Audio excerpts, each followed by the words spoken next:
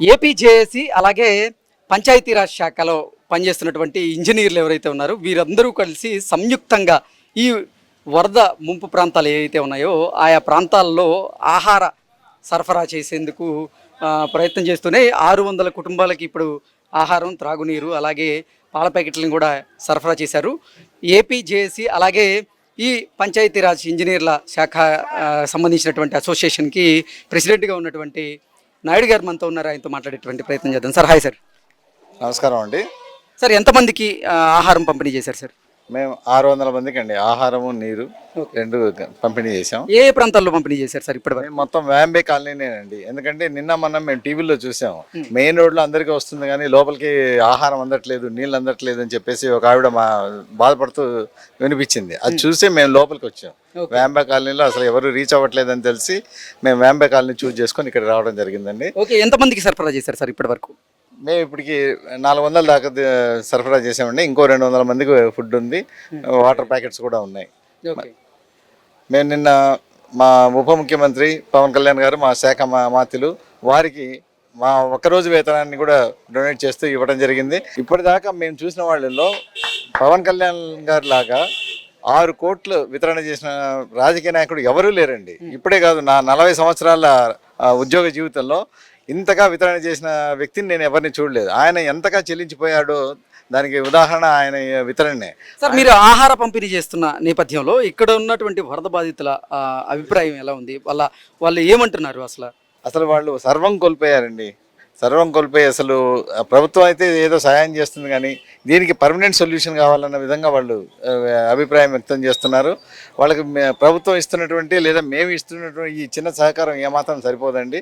వాళ్ళ మొత్తం జీవితాలే తలకిందులైన పరిస్థితి అనేది మేము అబ్జర్వ్ చేస్తాం. సార్, ఇప్పుడు మీరు చూశారు వరద ఉధృతి గతంతో పోలిస్తే, అంటే మొదటి రోజుతో పోలిస్తే కొంచెం తగ్గుతూ ఉన్నటువంటి నేపథ్యంలో ఎన్ని రోజులకి ఈ వరద పూర్తిగా తగ్గేటువంటి అవకాశం కనపడుతుంది ఈ పరిస్థితి ఈ ప్రాంతాల్లో? అంటే ఏం చెప్తారు? అంటే ఈ బుడమేరు గట్టు తెగడం వల్ల వచ్చినటువంటి వరద అండి ఇది. బుడమేరు నుంచి ఈ వాటర్ మొత్తం స్ప్రెడ్ అయ్యింది. ఇది కింద వెళ్ళి కొల్లేరులో కలవాలి, కానీ ఈ మార్గం మధ్య మొత్తం కూడా స్ట్రక్చర్స్ ఉండడం వల్ల ఈ యొక్క ప్రవాహాన్ని అడ్డుకోవడం వల్ల వాటర్ అంతా ఇక్కడ ఆగిపోయింది. దాదాపు ఇంకో వారం రోజుల దాకా ఇదే పరిస్థితి ఉందని చెప్పేసి మేము అనుకుంటున్నాం. ఎందుకంటే డ్రైన్స్లో నుంచి వాటర్ పోయే పరిస్థితి ఎక్కడా కనబడడం లేదు మాకు. ఇక్కడ వరద నీరు, డ్రైన్లో ఉండే నీరు రెండు కలిసిపోయాయి. అసలు నిజానికి ఇక్కడ ఉన్న ప్రజలు తీవ్ర వ్యాధులకు లోనవుతారేమనే భయం కూడా మాకు కలుగుతుంది. ఓకే, సో అంటే వ్యాధులు ప్రబలకుండా ఎటువంటి చర్యలు చేపట్టబోతున్నారు ఆంధ్రప్రదేశ్ ప్రభుత్వం? అలాగే మీరు ఎటువంటి చర్యలు తీసుకునేటువంటి అవకాశం ఉంది అంటే ఏం చెప్తారు? మొదటగా మేము సూచించేది ఏంటంటే, మేము బాటిల్స్లో కొంత వాటర్ ఇచ్చాం కానీ వాటర్ ట్యాంకర్ ద్వారా కూడా మంచినీళ్ళు సరఫరా చేస్తున్నారు. ప్రతి ఒక్కరు ఆ నీళ్లు కాచుకొని తాగాలి. అలాగే ప్రభుత్వం తరఫున ఇప్పుడు బ్లీచింగ్ యాక్టివిటీ పెద్ద ఎత్తున టేకప్ చేయడం జరిగింది. ఆ బ్లీచింగ్ రోడ్లలో అక్కడ చేస్తున్నారు కానీ ఇక్కడ ఇంటర్నల్ అంటే వీధుల్లో, లోపలిగా ఉండే వీధుల్లో ఇంకా వాటర్ ఉండడం వల్ల వాళ్ళు చేయలేకపోతున్నారు.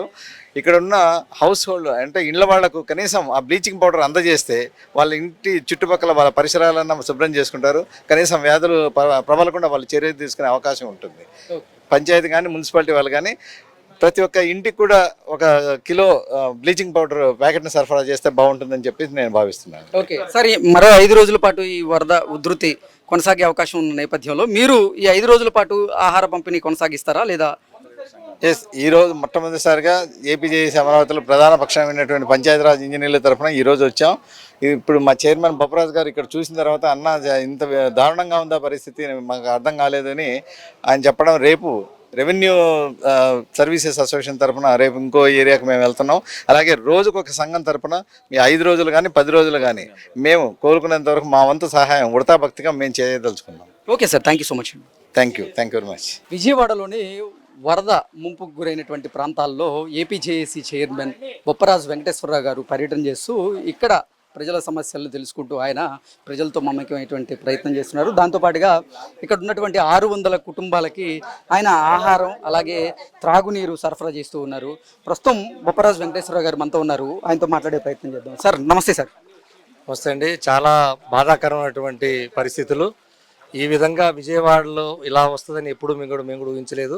మరి ఈ రోజున పంచాయతీరాజ్ ఇంజనీర్ల సంఘం పక్షాన, ఏపీజేఏసీ అమరావతిలో భాగస్వామ్యమైనటువంటి పంచాయతీ ఇంజనీర్ల సంఘం పక్షాన అసోసియేషన్ కూడా ఒకరోజు వేతనంతో పాటుగా మేము మాకు చేతనైన సహాయాన్ని మరి కాలనీలో ఉన్నటువంటి ఏదైతే ముంపు వాసులు ఉన్నారో వాళ్ళందరికీ కూడా ఫుడ్ ప్యాకెట్లు వాటర్ ప్యాకెట్లు అందజేయడానికి ఈరోజు పంచాయతీరాజ్ ఇంజనీర్ సంఘం ఏపీజేఎస్ అమరావతి పక్షాన అందరం కూడా కలిసి రావడం జరిగింది. ఓకే సార్, ఇప్పటికీ ఎన్ని కుటుంబాలకి మీరు ఆహారం అలాగే తాగునీరు సరఫరా చేశారు? ఈ రోజే మొదలు పెట్టామంటే దాదాపు 1000 మంది కుటుంబాలకు ఇప్పుడు తీసుకురావడం జరిగింది. వీళ్ళందరికీ కూడా ఇప్పుడు పంపిణీ పూర్తి చేస్తాం. ఫర్దర్గా కంటిన్యూగా ఇలాగే అంటే రేపు ఇంకొక సంఘం తరపున ఎల్లుండి ఇంకో అట్లా రోజు మార్చి రోజు సంఘాలతో పక్షాన చేద్దామని. అంటే అన్ని ముంపు ప్రాంతాల్లో కూడా మీరు పర్యటన చేసి అక్కడ ఆహార సరఫరా చేసే ప్రయత్నం చేస్తున్నారు? మ్యాక్సిమం మా వంతు మేము చేసేదానికి ప్రయత్నం చేస్తున్నాం. చూస్తేనే చాలా హృదయ విదారకంగా ఉందండి. ఇక్కడ జనాలను చూసినా వాళ్ళ పరిస్థితులు చూసినా ఎప్పుడు మేమైతే ఊహించలేదు ఇలాంటి పరిస్థితిని. గౌరవ ముఖ్యమంత్రి గారు కూడా చాలా కష్టపడి ఆయన 75 ఏళ్ల వయసులో చేసేటువంటి కష్టాన్ని ఆ స్ఫూర్తిని చూసి మేము కూడా బయటికి రావడం జరిగింది. ఈరోజు ఏపీజేఎస్ అమరావతి పక్షాన ఉన్నటువంటి 90 ఉద్యోగ సంఘాల పక్షాన కూడా 1 డే బేసిక్ పేని కూడా ఇప్పుడే అనౌన్స్ చేసి రావడం జరిగింది. అంటే ఇప్పటికే మీరు భారీ ఎత్తున ఆంధ్రప్రదేశ్ ప్రభుత్వానికి అలాగే సీఎం రిలీఫ్ ఫండ్కి మీరు భారీ ఎత్తున విరాళం ఇవ్వడం జరిగింది.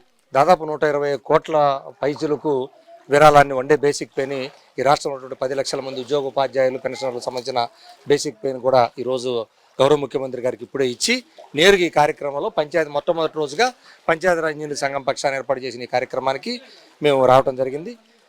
ఈ కార్యక్రమం పాలు పంచుకోవడం కూడా కారణం గౌరవ ముఖ్యమంత్రి గారు ఇచ్చిన పిలుపు మేరకే ఈరోజు ఈ కార్యక్రమంలో మేము పాలు పంచుకుంటున్నాం ప్రత్యక్షంగా. అదే మొదటి రోజుతో పోలిస్తే ఈరోజు కొంచెం వరద ఉధృతి తగ్గినట్లుగా అనిపిస్తూ ఉంది.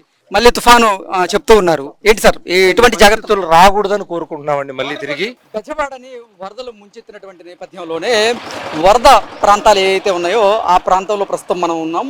ఇది అజిత్ సింగ్ నగర్లో ఉన్నటువంటి వాంబే కాలనీ. ఈ వాంబే కాలనీలో వరద ఉధృతి తగ్గిన తర్వాత ఇక్కడ ఆంధ్రప్రదేశ్ ప్రభుత్వం అయితే ఇక్కడ సహాయక చర్యలు చేస్తూ ఉంది. అందులో భాగంగానే మనం చూసుకున్నట్లయితే పారిశుద్ధ్య కార్మికులందరూ కూడా ఇక్కడ అంటే ఈ వరదల వల్ల ఈ కాలనీల్లో పేరుకుపోయినటువంటి చెత్త ఏదైతే ఉందో దాన్ని ఇమీడియట్గా ఇక్కడి నుంచి క్లియర్ చేసేటువంటి కార్యక్రమం చేస్తూ ఉన్నారు.